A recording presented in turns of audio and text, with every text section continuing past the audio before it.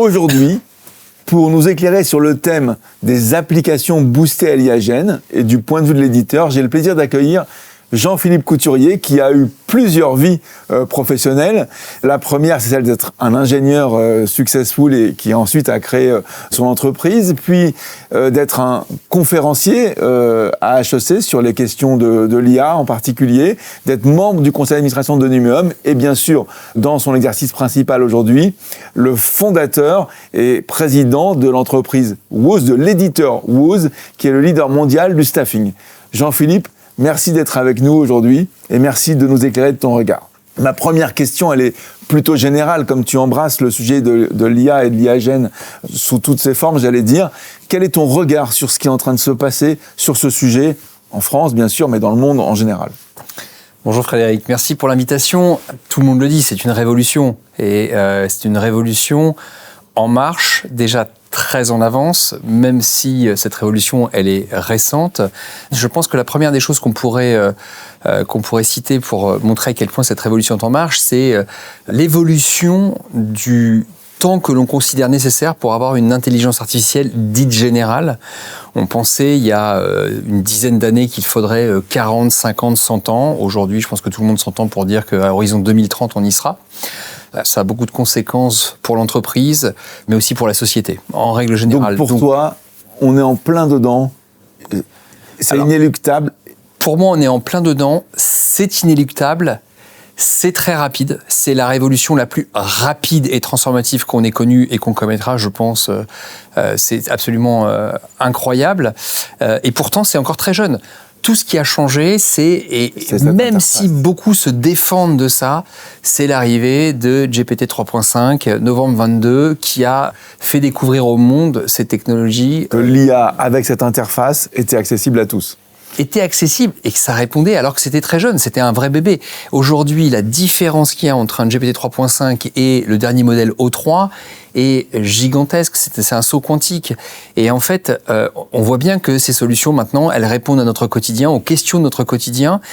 Et le vrai sujet, c'est moins l'évolution de la technologie, qui doit faire son chemin, mais que son adoption, que son appropriation, et même c'est une façon différente de penser. Et je pense qu'aujourd'hui, on n'utilise pas encore complètement ces capacités parce qu'on a du mal à penser autrement. Je vais préciser que l'IA générale, c'est le point auquel on pense que l'IA pourra créer elle-même sa future version d'elle-même.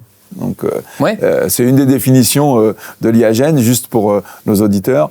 J'ai envie de t'interroger sur ce que tu reçois, ce que tu comprends de ce que pensent tes élèves d'HEC, donc la génération des 22 ans, des 20 ans, sur ce point. Comment ils le vivent ? D'ailleurs, d'abord, ils le vivent très bien parce que pour eux, c'est un partenaire extraordinaire pour répondre aux différentes questions. Je pense que d'ailleurs, c'est une transformation de l'éducation, en règle générale. On ne peut plus aujourd'hui poser les questions qu'on posait avant dans des devoirs maison, dans des interrogations maison, parce qu'en fait, ils ont un coach à disposition, ils ont une encyclopédie à disposition et qui est très rapide, qui sait écrire, qui sait composer et répondre. Donc, je pense qu'ils se l'approprient très vite. Aujourd'hui, néanmoins, je pense qu'on n'y pense pas encore assez. Même eux, étudiants, ne pensent pas encore assez à utiliser cette IA-Gen. Ça, c'est la première des choses. La deuxième des choses, c'est que on voit beaucoup l'IA-Gen au travers d'un prisme qui est celui de GPT, de Claude, etc. C'est-à-dire d'un assistant à qui on pose une question et qui répond. Il faut comprendre que ça, c'est la génération d'avant et qu'aujourd'hui, la grande révolution, c'est celle de l'Agentic AI, c'est celle des agents, c'est-à-dire des intelligences artificielles génératives, qui ont cette capacité à interagir avec des outils. Exactement. On y vient. Alors, si on parle des agents, ça va immédiatement sur ma deuxième question. Ces agents sont des applications, finalement, d'IA générative, ou est-ce qu'on met de l'IA dans les applications ? Comment est-ce qu'on fabrique l'application de demain ? Je pense que c'est les deux. C'est-à-dire qu'on a des sujets dans les applications. Dans nos applications, on a des sujets qui nous permettent d'introduire de l'IA-Gen, d'introduire des agents pour faire évoluer l'application. Maintenant, on a aussi une façon de repenser l'application en fait, à l'aune de ces IAGN et de ces agents, et en fait, dans une logique qui est très différente. Donc, ce qui va être très compliqué pour les éditeurs aujourd'hui, et de façon générale pour les entreprises, c'est pas d'introduire de l'IAGN et des agents pour faire évoluer, mais en fait de repenser complètement. Et quand on parle de repenser complètement, je pense qu'on a un bon exemple avec la dernière conférence Dreamforce de Marc Benioff, qui a mis l'agent vraiment sur le devant de la scène. Ah oui. Exactement. Et en fait, cette révolution pour les éditeurs logiciels, elle a un nom. Elle a un nom, c'est le SaaS. Sauf que le SaaS qu'on connaît jusqu'à aujourd'hui, c'est le Software as a Service. Le SaaS qu'on connaît de plus en plus et qu'on connaîtra demain, c'est le Service as a Software. Alors, c'est une notion qui est assez mal comprise aujourd'hui, et pour autant, elle est fondamentale. C'est quoi le Service as a Software ? Eh bien, c'est cette capacité qu'ont les éditeurs logiciels à remplacer des pans entiers de services produits par l'humain, les remplacer par du logiciel. Tu veux nous faire peur ?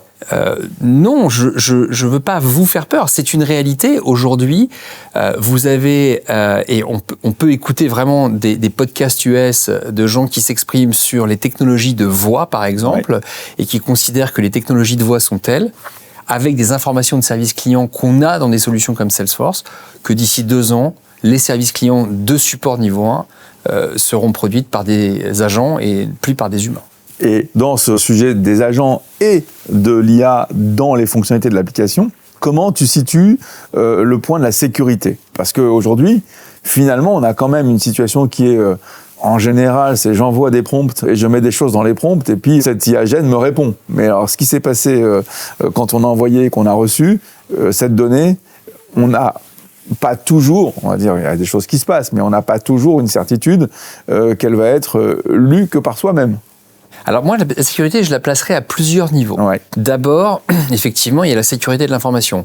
On l'envoie, on ne sait pas trop où elle va, et beaucoup d'éditeurs aujourd'hui, je l'espère en tout cas, ont leur propre, non pas modèle, parce qu'en fait on utilise des modèles open source, mais par contre font tourner sur leur propre serveur. Nous aujourd'hui, les données de nos clients ne sortent pas de nos serveurs. De votre environnement. On fait tourner nos propres modèles, en fait qui sont des modèles open source qu'on a post-traînés, c'est-à-dire qu'on a entraîné de façon un peu spécifique, et en fait aucune donnée ne sort sur des serveurs US, sur quoi que ce soit. Il y a aussi des offres produites aujourd'hui qui permettent d'avoir une bonne sécurité, notamment, ou les offres Azure par exemple, basées sur OpenAI, etc.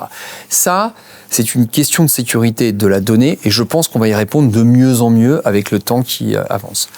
Il y a d'autres questions de sécurité qui se posent. Il y a une question de sécurité qui est jusqu'où vont non pas mes assistants, auxquels je pose une question et qui me répondent, mais jusqu'où vont mes agents. On a par exemple, nous, transformé nos façons de coder notre solution logicielle et on utilise de plus en plus d'agents, c'est-à-dire en fait des solutions qui vont jusqu'à commenter un ticket d'évolution, proposer des améliorations, jusque-là rien de bien méchant puisqu'on interagit avec le développeur, par contre qui vont jusqu'à produire le code, le compiler et de temps en temps qui prend la liberté d'aller mettre en production. Alors nous, pas jusqu'en production, parce que la solution, l'agent n'a pas ce moyen d'aller jusqu'en production. Mais tu pourrais lui donner. Je pourrais, mais je ne lui donnerai pas. Mais qui, par contre, prend la liberté d'aller compiler et committer le code dans les plateformes de test et d'intégration. Alors qu'on lui avait pas forcément dit qu'il fallait aller jusque-là. Et puis après, on a des sujets qui sont le déterminisme. Et ça, c'est un vrai sujet. Je prends un exemple. On est capable aujourd'hui, avec des réseaux de neurones, avec de l'IA, de déterminer la température d'un cœur de réacteur nucléaire. En fait, ce sont normalement des formules mathématiques extrêmement complexes, ce sont des abacs extrêmement complexes, sauf qu'on peut le faire à base d'IA et c'est beaucoup plus rapide et ça donne des prévisions qui sont extrêmement bonnes. Sauf que, je le rappelle, l'IA n'est pas déterministe. C'est-à-dire que l'objectif d'un ChatGPT, par exemple, ou d'un Claude, c'est de deviner le mot suivant. Là, c'est de deviner la température du cœur dans une seconde. Mais la deviner, on n'est jamais sûr que ça réponde à une formule mathématique stricte et on n'est jamais sûr que ce soit bon. Et donc, en fait, on ne peut pas l'utiliser ou mal l'utiliser parce qu'on n'est pas sûr qu'à un moment donné, elle ne va pas halluciner comme un appui. Et là, on parle d'hallucination. D'accord. Donc, on a encore des choses à régler, et il y en aura beaucoup. Et donc, la main de l'homme est encore... Non, parce que je veux rassurer certains, mais la main de l'homme reste indispensable. Alors, c'est vrai. Maintenant, je pense que si on y met quelques chiffres, aujourd'hui, quand on regarde dans Codeforce, qui est un genre de championnat du monde des développeurs, Aujourd'hui, si on prend OpenAI, le modèle O3 arrive 175e meilleur développeur au monde, 180e je crois d'ailleurs, hier soir. Et si on prend GPQA, qui sont des questions répondues à des questions de science, en fait, un PhD moyen, un doctorant moyen répond à 70%. Aujourd'hui, O3 répond à 88%. Donc on voit bien que on avance très très vite, que si la main de l'homme est encore indispensable pour dire quoi faire, il n'empêche que de plus en plus, elle est secondée par des agents qui font, mais qui sont en plus extrêmement pertinents. Qui proposent. On n'a pas le temps là, mais je pourrais donner des exemples absolument incroyables de choses que j'ai faites moi, sans jamais toucher une ligne de code, et le code est produit automatiquement, et ça me permet d'itérer, ça me permet d'améliorer juste sur ma Google Sheet et ma boîte mail. Donc en fait, on va très très vite. Et je pense que ces assistants sont de plus en plus puissants. Et qu'il faut déjà se mettre dans l'état d'esprit qui est qu'on y sera. Donc, avec cette compréhension de ce sujet actuel, finalement, pour l'entreprise en général et peut-être pour le monde du numérique, les éditeurs, les sociétés de services, quelle est ta recommandation de la façon d'aborder cette révolution ? Ma première recommandation, c'est d'y aller et d'y aller vite. Aujourd'hui, on est en retard. Et je pense que si on prend la dernière enquête Top 250 de Numéum, on voit que 40% des éditeurs ont lancé des initiatives dans leurs propres solutions. 40% pensent en lancer dans les 12 mois qui viennent. C'est beaucoup trop lent. C'est beaucoup trop lent pour les outils. Faut y aller, faut faire. Ces outils qui sont extrêmement puissants. Faut faire. Ouais. Alors, on peut se tromper, mais au-delà de ça, je pense que le vrai sujet, c'est la transformation culturelle de l'entreprise. Il y a un vrai sujet de conduite du changement et de transformation. Aujourd'hui, j'entends encore trop souvent des gens me dire « Non, mais l'humain fait mieux. Non, mais on a… » Peut-être, mais ces outils sont extrêmement puissants.